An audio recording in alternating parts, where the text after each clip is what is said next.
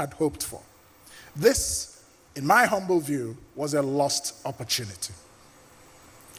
It is always the case that when a government inherits an economic mess of humongous and fundamental proportions, the wiser course of action is to invest in the confidence of both the investor community that will keep the economy going, and to also invest in the confidence of the citizens. And so, that will keep the economy politics and to pay a price for it. One of the prices we're paying is where we are now. As I was saying, every choice has consequences. In the words of Professor Kingsley Moghalu, we cannot afford the luxury of mediocrity when excellence is an option. This potent statement sets the stage for a powerful discourse that critiques the Nigerian political class and their failures over the years. In his speech, Professor Moghalu first lays the groundwork by exploring the historical context of Nigerian society. He delves into the past to examine and understand the forces that have shaped the present political landscape. He underscores the importance of history as a tool for comprehending our current political challenges and as a compass that guides us towards a better future. Moving on, he takes aim at the concept of leadership within the Nigerian political class. His discourse isn't your typical leadership discussion. He reframes leadership not just as a position of power, but as a responsibility, a commitment to serve the people, a commitment to excellence. He challenges the status quo, questioning the mediocrity that has plagued Nigerian politics and advocating for a shift towards excellence. One of the key points he emphasizes is the damaging effect of nepotism, ethnicity, and political considerations over meritocracy. He argues that these practices have hindered societal progress and calls for a shift towards innovative and merit-based policies and leadership. Finally, he points to the power of education as a tool for empowerment and as a solution to the current political quagmire. He passionately argues that education isn't just about acquiring knowledge, but about fostering critical thinking, promoting creativity, and nurturing the ability to question, to challenge, and to innovate. The implications of his speech are profound. It is a call to action, a challenge to each of us to step up, to strive for excellence, to innovate, and to empower ourselves through education. It is a vision of a future where mediocrity is not an option, where excellence is not just a goal, but a standard. In the end, Professor Moghalu's speech is more than just a discourse. It is a manifesto for change, a blueprint for a better future. It is a testament to the power of ideas, the power of leadership, and the power of education.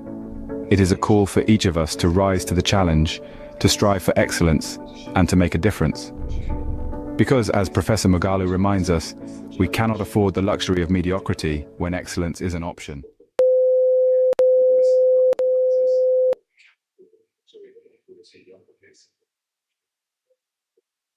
Nigeria's distressed economy.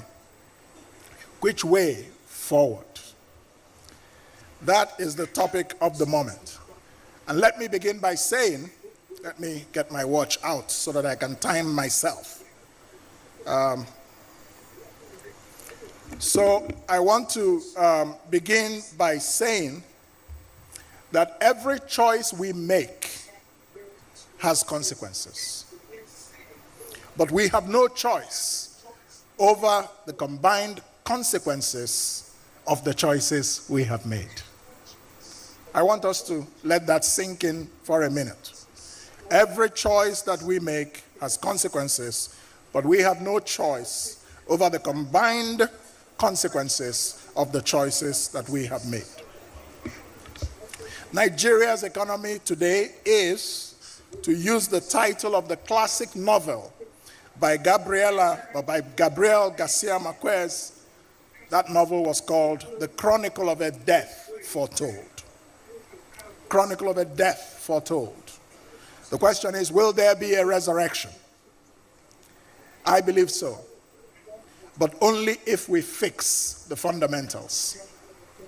There is nothing that is happening today, the hyperinflation, the crisis of the value of the naira, debt distress and revenue challenge, unemployment, and extreme poverty, etc., that should surprise any thinking citizen or professional observer of how our country's economy has been mismanaged for a very long time. Choices have consequences, and we should not be surprised that there is hunger and anger in the land today. The past 10 years were particularly ruinous.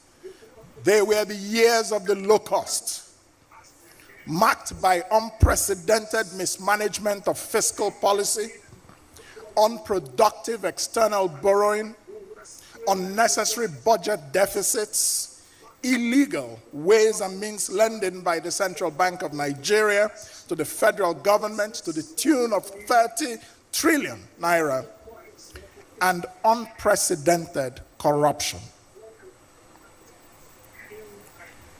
Many of these things happened because, as we witnessed, there was a successful political assault on the independence of the Central Bank of Nigeria, with the storekeeper willingly handing over the keys to the store to the marauders.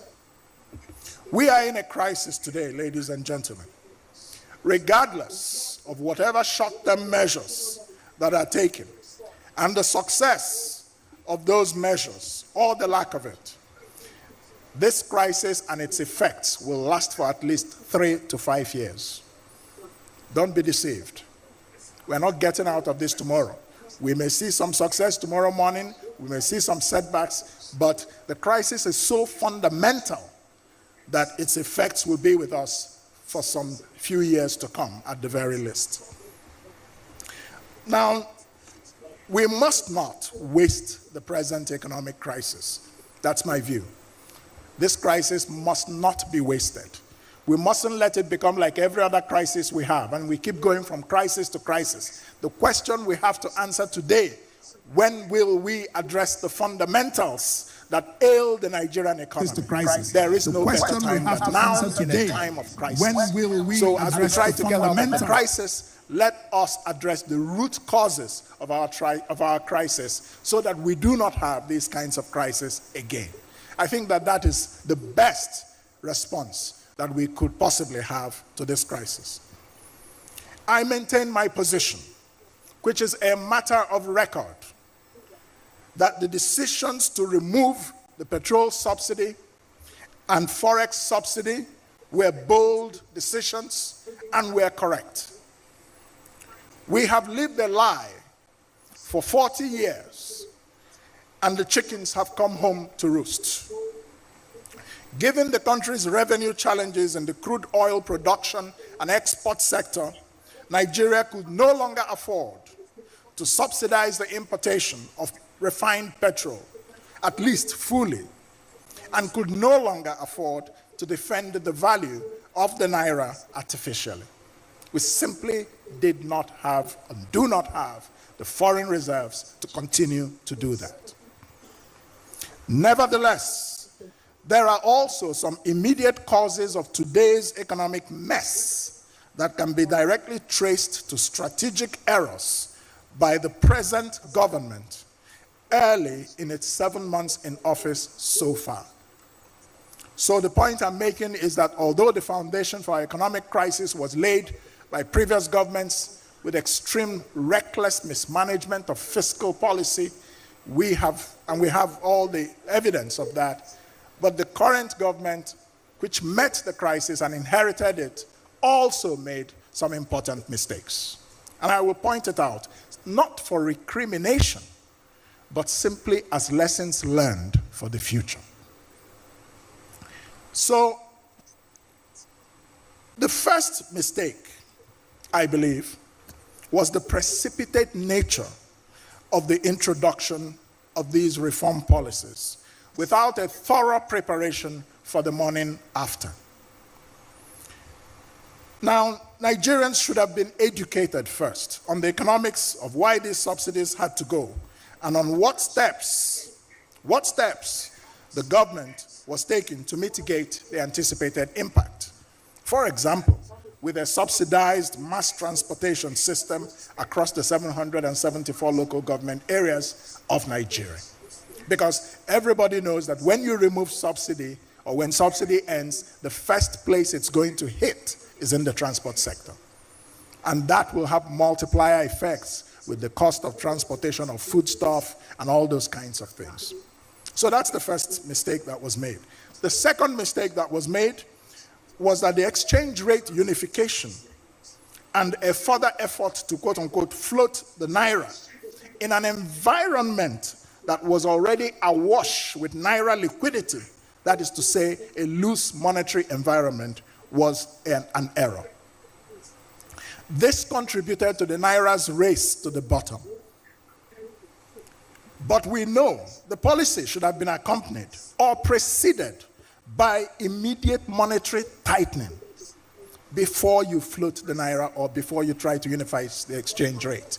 Because with so much money sloshing around, so much naira, what you find is that a lot of naira is being used to mop up the dollars, and that's putting demand pressure on the dollars, and the dollar continues to rise, the naira continues to fall.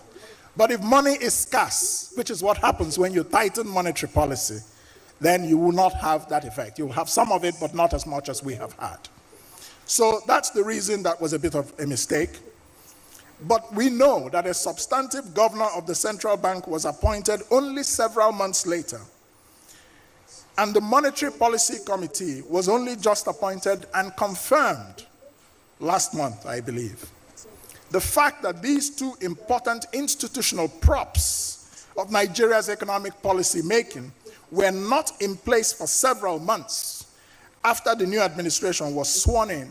Before bed tonight, try saying these 9 simple words to help attract money while you sleep. In investor confidence. Again, like I said, it is simply for lessons to be learned for the future. Even though investors were broadly supportive of the reform direction, the central bank's recent action of raising the monetary policy rate by 400 basis points and the cash reserve ratio, although belated, is appropriate in our circumstances. Better late than never. I know many people have criticized this action, but I think it's important to have a full reason as to why it is so. It is done because even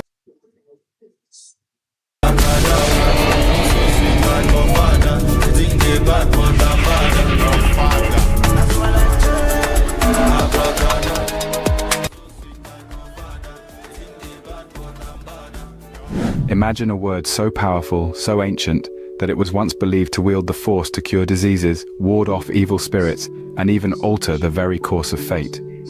This word is none other than the mysterious abracadabra, originating from the Aramaic phrase avra kedabra, which translates to "I will create as I speak."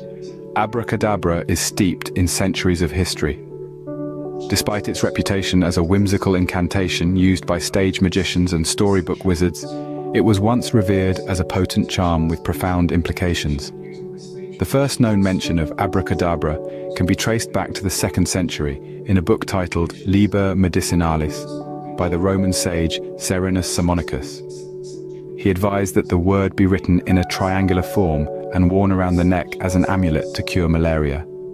It was believed that as the word abracadabra decreased letter by letter in the triangle, so would the disease diminish until it disappeared. Fast forward a few centuries, and abracadabra found its place in the Jewish mystical tradition of Kabbalah. Here, it symbolized the power of life and death inherent in the spoken word, a belief that aligns with its Aramaic roots. In the modern world, abracadabra has largely lost its mystical significance, reduced to a catchphrase for tricksters and illusionists. But perhaps it's time to reclaim this ancient word, to remember its true meaning and original use. Consider this: every time we speak, we create. Our words have the power to inspire, to heal, to transform. In a way, we are all magicians conjuring realities with our words. And isn't that the very essence of abracadabra? I will create as I speak. So the next time you hear or use the word abracadabra, remember its true power. It's not just a magic word, it's a testament to the power of spoken language.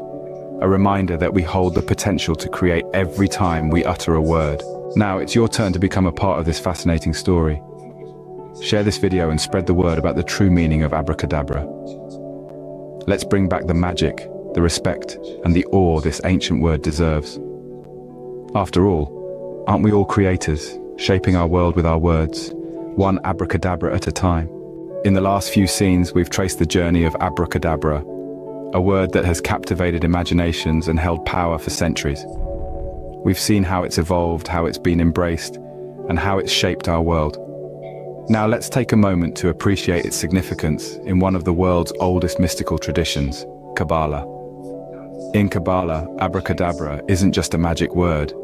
It is a profound statement of creation and transformation, a key that unlocks the divine power within us. It is a reminder of our ability to create and shape our reality, echoing the divine act of creation itself. But that's just scratching the surface. Would you like to delve deeper into the mystical depths of abracadabra in Jewish society?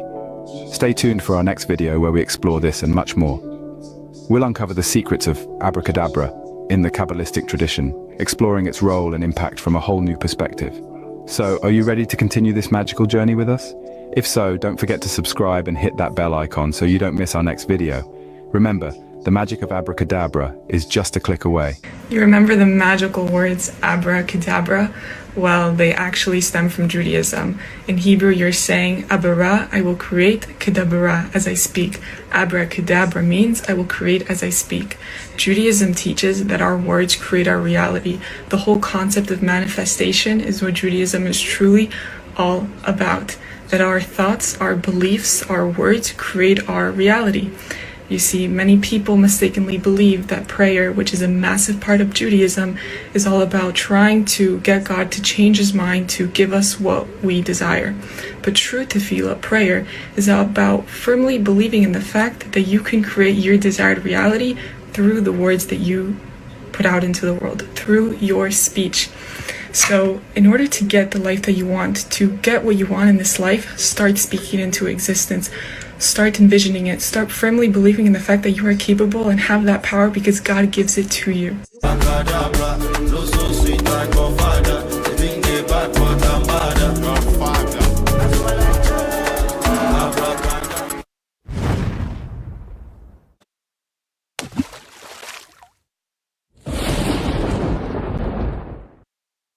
So pretty, so nice, but so expensive. Shop at Shopee, 88 Shopee Life Festival. 70% discount Shopee Life Festival. Shop at Shopee, 88 Shopee Life Festival. Shop now on Shopee, free shipping for you and me. Shopee Life all day, every day. 70% off every day. Shop at Shopee, 88 Shopee Life Festival. Enjoy 70% off when you watch Shopee Live on 88 Shopee Life Festival. Shop now. Shopee. Welcome to Amazing Technologies. Today, we're diving into one of the most iconic tech headquarters in the world, Apple Park. From its stunning architecture to the perks of working here, let's explore what makes Apple's headquarters truly unique. Located in Cupertino, California, Apple Park is not just a corporate office. It's a marvel of modern architecture and environmental design. Often referred to as the spaceship, this 175-acre campus is home to over 12,000 employees. Our journey begins at the Apple Park Visitor Center. Open to the public, it features an Apple store, a cafe, and an exhibition space with augmented reality experiences showcasing the campus's design. So, what's it like to work at Apple Park? Employees here enjoy a plethora of benefits designed to promote well-being and creativity. Working at Apple Park is an incredible experience. The collaborative environment and state-of-the-art facilities really inspire innovation. Apple places a strong emphasis on employee wellness. The campus features a 100,000 square foot fitness center equipped with everything from yoga rooms to a 2-story gym. Additionally, employees have access to personal trainers and wellness programs. Another great perk is the on-site health clinic, providing convenient access to medical services for employees and their families. Apple Park is home to numerous dining options, offering everything from healthy salads to gourmet meals. The main restaurant, Cafe Max, can seat 3,000 people and uses locally sourced ingredients. Employees can enjoy their meals in a variety of settings, including outdoor terraces with beautiful views of the campus. Apple Park is a testament to Apple's commitment to sustainability. The campus runs entirely on renewable energy, with one of the largest on-site solar installations in the world. The central courtyard is home to over 9,000 trees and an artificial pond, creating a serene environment for relaxation and reflection. In addition to its workspaces, Apple Park offers various attractions and recreational areas. Employees can take pained with the wickedness in the system. Civil servants, the wickedness in the system is thinking.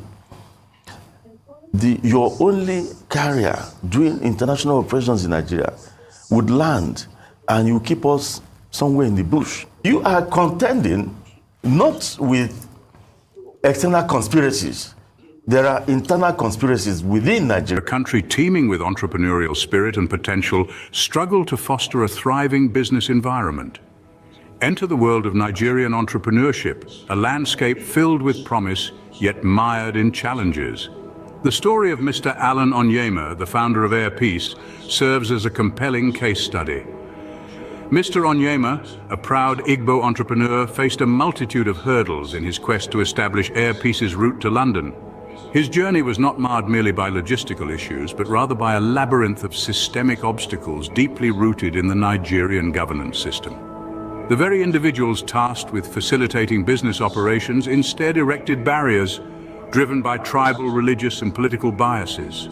In Nigeria, the road to entrepreneurial success is often paved with bureaucratic red tape, corruption, and nepotism. The decision-making process regarding business approvals, licenses, and permits is frequently influenced by tribal and religious affiliations. Those in authority often favor those from their own ethnic or religious groups, pushing others to the margins and stifling their entrepreneurial dreams. Corruption, a pervasive and insidious element, further compounds these challenges. Bribery and extortion are commonplace, fortifying the power of the elite and obstructing the path of hard-working entrepreneurs like Mr. Onyema. Particularly for entrepreneurs of Igbo descent, this landscape is fraught with discrimination and marginalization despite their substantial contributions to Nigeria's economy. They often find themselves disadvantaged, sidelined in favor of counterparts from other ethnic groups. The repercussions of this systemic suppression of entrepreneurship are far-reaching. Economic growth is stunted, innovation is hampered, opportunities for social mobility are a rare commodity. Nigeria's potential to flourish as a vibrant hub of commerce and innovation remains an unrealized dream, overshadowed by the greed and incompetence of those in power. For Nigeria to truly advance and prosper, it must confront the root causes of its stifling business environment. Reforms that curb corruption, champion meritocracy, and promote inclusivity are not just necessary, they're urgent. Only then can entrepreneurs, irrespective of their ethnic or religious background, truly flourish and contribute to Nigeria's socio-economic development. So stand up for Nigerian entrepreneurs. Support their dreams, their ambitions, their drive to make a difference. Because when entrepreneurs succeed, Nigeria succeeds. And that's a future worth fighting for. This video isn't just a story, it's a call to action. A call to you, the viewer, to aid in our mission of fostering a more equitable entrepreneurial environment in Nigeria. Share this video. Let the leaders of Nigeria hear our collective voices. Let them realize the untapped potential that lies within our entrepreneurs, stifled by corruption and discrimination. We don't just need policy changes, we need a change of heart. A turn from nepotistic ways, from favoritism and discrimination based on ethnic or religious lines. We need leaders who will prioritize the nation's growth over personal gain. Leaders who understand that for Nigeria to truly flourish, every citizen must be given a fair chance to succeed. Patriotism isn't just about waving the flag, it's about ensuring a level playing field for all citizens. It's about championing meritocracy and inclusivity, about fostering an environment where dreams aren't stifled by corruption but are nurtured towards fruition. By reinforcing confidence in our entrepreneurs, by making them believe that their dreams are valid and achievable, we can foster economic growth. We can build a better Nigeria, a Nigeria where dreams aren't just dreams, but realities waiting to be achieved. So, share this video, spread the word, and together let's make a difference. Now let's turn our attention to a beacon of hope amidst the challenges. Mr. Alan Onyema, the founder of Air Peace, a Nigerian airline. Despite the numerous hurdles, Onyema managed to navigate the turbulent skies of Nigerian entrepreneurship to establish a successful airline. Today, air peace is not just a testament to Onyema's indomitable spirit, but also a symbol of what Nigerian entrepreneurs can achieve when given a fair opportunity. Onyema's voice narrates his journey, the initial struggles, the moments of despair, and the eventual triumph when his airline finally landed in the heart of London. Onyema, there were times when it seemed impossible, when the corruption and discrimination seemed too much to fight against, but I believed in my dream. I believed in Nigeria and its potential. And today, as our planes land in London, I can say that it was all worth it. After hearing Onyema's inspiring story, we sit down with him for an interview. We delve deeper into his journey, the lessons he's learned, and his dreams for the future of Nigerian entrepreneurship. So stay tuned as we continue this enlightening conversation. Remember, every shared story, every raised voice is a step towards a better Nigeria. Share this video, keep the conversation going, and let's make a difference together. He'll lift you up, erase the pain, love and never stray. All upon his name, he's the light of darkest day.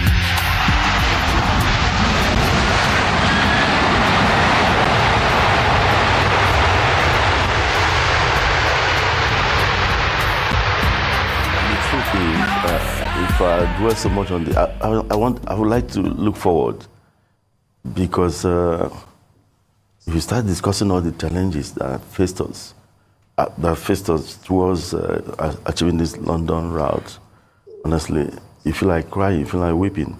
First of all, you suffer what I call both internal and external conspiracies. It took us 7 years. We got the designation, I think, about 6.5 years ago, to go into London. Since then, it has been cat and mouse game. We actually procured our 3 777s because of this route, not for any other route, because we wanted to give it the blow that it deserved as at that time. However, we were not allowed to go. It's not just, whether you like it or not, there's what we call international aeropolitics, which is very dirty. We applied to get, for the TCO. TCO means Third Country Operators Permit. You must get that, excuse me. You must get that one before you start going into any European country, UK inclusive.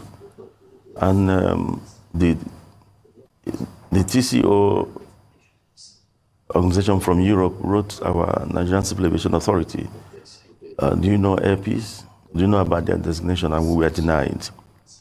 My own country denied us. So they threw it back. Went back to the NCA. They said, oh, we didn't tell you. You didn't tell them. Who designated us? The Minister of Aviation, the Federal Minister of Aviation, whose duty it was, and still is, to do that. Well, we said, okay, we are ready. They refused. They said, until they allow us to apply. So, you got designation from the federal government, and the NCA, under the same federal government, was telling you that you should not make any application towards going into the UK. Meanwhile, you gave us the nod to go to China, go to India. China is 14 hours, about 13 hours going to Guangzhou and 14 hours coming back. India is about 12 now because of the closure of the Sudanese airspace. About 12 going, about 13 coming back. Yet, you didn't find this airline worthy to go into the UK, 6 hours, piece of cake. For an airline that is doing over 160 hours of flying daily in this country, no other airline in the entire West and Central Africa does that much. 160 hours of flying, unblemished, no issues. What is 6 hours? Yet they stopped us. So the game is both from within and without. We were stopped. I would never stop saying it. So we continue this cat and mouse game with the NCA until Captain Musa Nuhu, during his time, said enough is not enough. Want to must be increase your allowed to organic go in. search What is traffic? the issue? Search Remember, traffic they told us to Okay, when the heat became so much, when I gave them a lot of heat, they said, okay, you need to prove to us that you'll be able to pass the TCO. For goodness sake, if I don't pass the TCO, it doesn't mean anything, then I leave. But allow me to go. They said, no, we must prove to them that we're able to pass the TCO. I said, okay, you come and audit us based on the TCO standards. They said, no, you have to get IATA, some consultancy firms from IATA to do that. IATA must conduct that and give their results.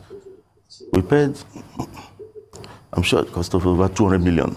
We brought IATA. IATA conducted a TCO audit on airpiece dump. Remember, we are IOSA certified, so I don't know why the need for that. We passed. It took several months before IATA even came. We passed.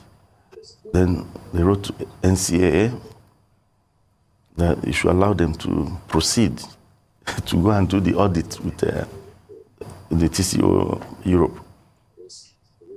But they didn't respond. Several months passed, going up to a year.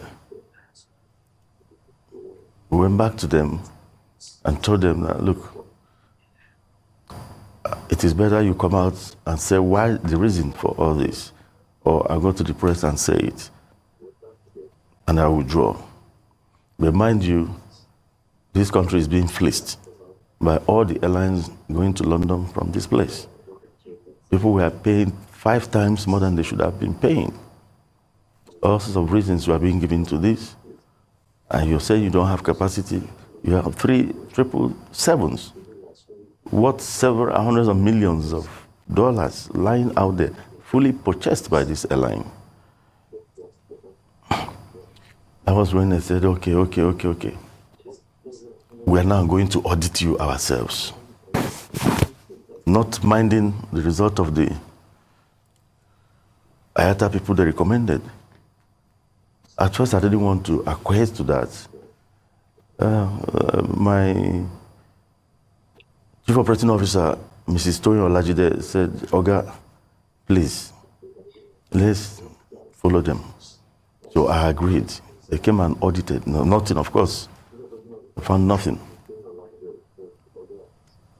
It was at that point, Musa Nuhu said, enough is enough. APs must be allowed to access the London market and cancelled whatever the other people put in place and allowed us to go. Now, the British people came with their TCO audit. They didn't spend 48 hours with APs. It's one of the most stringent audits you can think of. When you said, what have we learned? The difference between us and some Nigerian airlines that went there in the past was that they didn't have that TCO audit. They didn't have, though that was not enough to have made them to go down.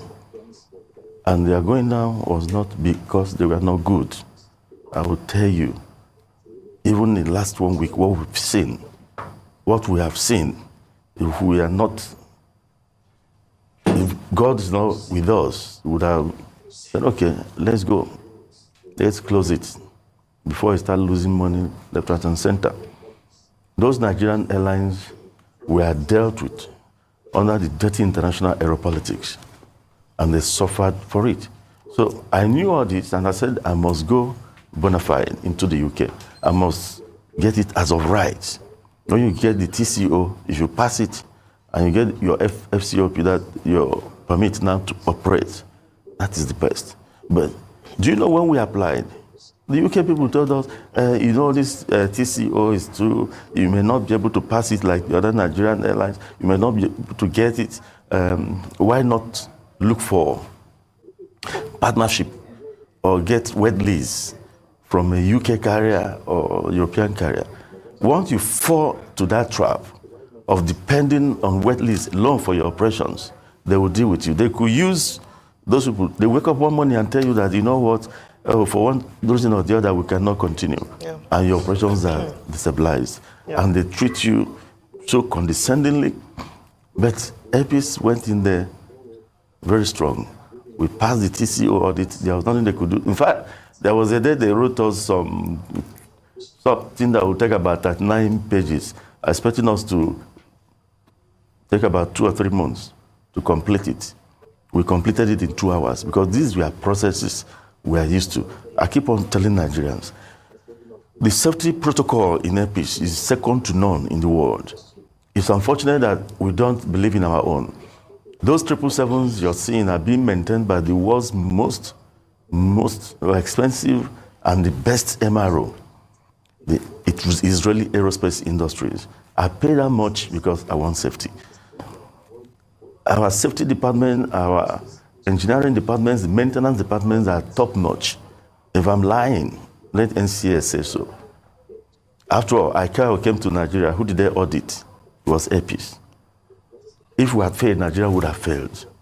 So Nigerians should start believing in their own. This penchant for slave mentality and colonial mentality, believing that we cannot get it right, it's a lie. All right, let me come in here because, thank you for taking us down, even though you didn't want to revisit the past, but I think it was quite important for this conversation to share with us the journey to getting to where you are so people can appreciate even more, the fact that we're celebrating the first, at least on Saturday, the first airpeace flight to London Gatwick. Now, since Saturday, you've had 48 hours operation. I would assume or imagine that even in this 48 hours, it might seem like maybe 48 months in terms of what you've experienced. And just touching on where you left off as to how well have Nigerians embraced this, airpeace going to London. And we see the impact already. Some foreign airlines, even though there are many reasons given for the drop in airfares, but I think we've begun to see the significance of this flight. So please share with us, what has the experience been like in 48 hours? Have Nigerians embraced this, both home and Nigerians in the diaspora? Normally when you start a new destination on your inaugural flight, when coming back, you may have a lot of people going in. But when coming back, you might fly empty. Yeah. On the first day. You might fly less than 10% of the capacity of the aircraft. But that wasn't the case here. Our flights are already sold out into over a month. Coming into this AI tool will create in fact, sometimes we block ebook seats. direct from your content, whether it's a We Microsoft block Word sales. document or a Google So Nigerians have embraced this. Nigerians are happy. It's as if some kind of burden has been lifted on their shoulders. A situation where Nigerians were paying, my own staff paid 15 million naira on business class for a 6-hour flight to the UK. Some people paid 17 million. Then because some people couldn't pay, Nigerians were going to South Africa, fly 6 hours to South Africa, come from there over, fly Nigeria airspace to go to London, another 9 or 10 hours, just to get a cheaper fare. Nigerians were going to Morocco, Egypt, Qatar, 8 hours to Qatar, layover about 3 hours, you do another 8 hours to the UK, just to get something cheaper. Then if you want to fly direct, it's a different. The political or structural blueprint that they adopt. The political or structural blueprint that they adopt. By the way, going into and it has been well established by social scientists that the collapse of powerful civilizations is hardly ever precipitated by external attack, but instead by internal decay, or what the ancient mystics call the want of order in the soul. You'd never be able to find uniformity. You didn't know, but I have great faith that there was a certain core to the American electorate